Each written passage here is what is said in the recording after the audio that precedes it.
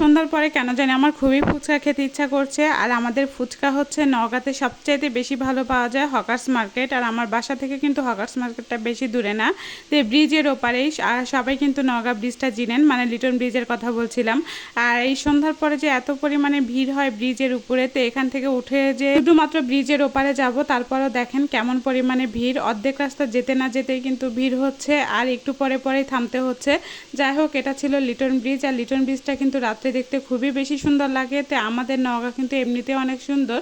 তো যাই হোক, এদিকে কিন্তু ব্রিজটা পার হয়ে তারপরে চলে আসলাম হকার্স মার্কেট। আর হকার্স মার্কেটটা একদম কিন্তু তাজের মোড়। আর এমন কেউ নাই যে এখানকার হচ্ছে ফুচকা পছন্দ করে না। এখানে আপনি অনেক রকমের খাবার পেয়ে যাবেন, তার মধ্যে সবচেয়ে আমার পছন্দের খাবার হচ্ছে দই ফুচকাতে। যাই হোক, আজকে দই ফুচকাই খেতে চলে আসছিলাম।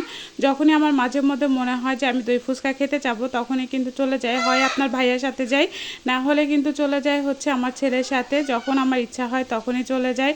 আর এসে দেখি তেমন একটা ভিড় ছিল না, কিন্তু পয়লা বৈশাখের দিনে প্রচুর পরিমাণে ভিড় ছিল। আর এই যে এইদিকে হচ্ছে আমি একটু শ্যুট করছিলাম। আর এই আয়নাটা কিন্তু আমার কাছে অনেক ভালো লাগে। আর সবাই এদিকে খাচ্ছিল, এদিকে আমি অর্ডারগুলো দিয়ে আসছিলাম। আর দিয়ে এখন তো আমার হচ্ছে খাওয়ার পালা। যাই হোক, আমার ফুচকাটা চলে আসছে। আপনারা দেখে মনে হচ্ছে যে না কতটা লোভনীয়, অনেক কিন্তু লোভনীয়। আর এটা খেতে যে এত মজা, আমার কাছে এখানে অনেক কিছু পাওয়া যায়, যেমন হালিমও পাওয়া যায়, কিন্তু বিশ্বাস করেন আমার হালিমের চাইতে কিন্তু এই দই ফুচকাটাই বেশি ভালো লাগে। আর দই ফুচকাটা খেতে কিন্তু আমার ভীষণই মজা লাগে। আর এখানে বিভিন্ন ধরনের টকগুলো দেয়, কিন্তু প্রচুর পরিমাণে দই দেয়। তার মধ্যে এই যে টকগুলো, এই টকগুলোর মধ্যে যে কী কী মিশানো হয় সেটা জানি না, কিন্তু প্রচুর পরিমাণে স্বাদ ছিল। এখানে ধনিয়া পাতা, তেঁতুলের টক, পুদিনা পাতার টক, আবার বিভিন্ন ধরনের টকগুলো ছিল। আর এই টকগুলো দিয়ে খেতে কিন্তু ভীষণ মজা লাগে। আমি খুব একটা বেশি পছন্দ করি হচ্ছে আমি দই ফুচকা।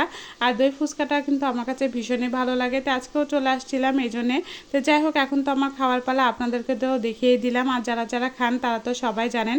আর এখানে কিন্তু প্রচুর পরিমাণে ভিড় হয়, কারণ শুধুমাত্র কিন্তু এই দই ফুচকার জন্যই বেশি ভিড় হয়। কিন্তু এখানকার হালিমটা খেয়ে দেখবেন, এখানকার হালিমটাও কিন্তু অনেক মজা। যাই হোক, আপনাদের কার কাছে কেমন লাগলো, যদি পারেন নওগাঁতে তারা চলে আসবেন।